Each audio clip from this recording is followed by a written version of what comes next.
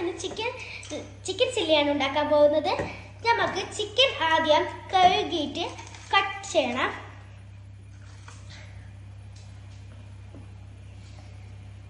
Chicken cut ചെയ്തിട്ടുണ്ട്. Cut ചെയ്ത ചിക്കനിലേക്ക് ഉള്ളി, ഹാഫ് ഉള്ളി,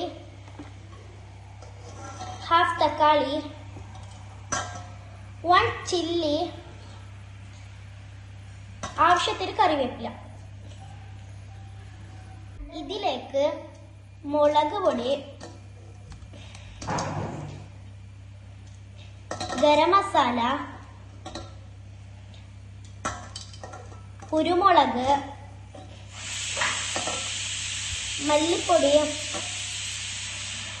ആവശ്യത്തിന് ഉപ്പും ചേർക്കണം. ആവശ്യത്തിന് മൈദ. ഇനി ഇതെല്ലാം കൂടി മിക്സ് ചെയ്യാം.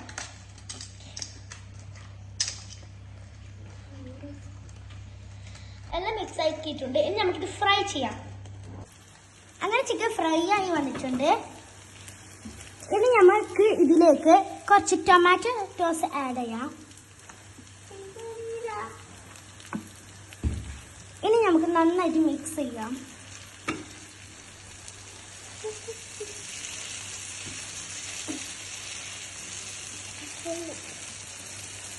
അങ്ങനെ നമ്മുടെ ചിക്കൻ ചില്ലി റെഡി ആയിട്ടുണ്ട്. എല്ലാവരും ഒന്ന് ട്രൈ ചെയ്ത് നോക്കാം.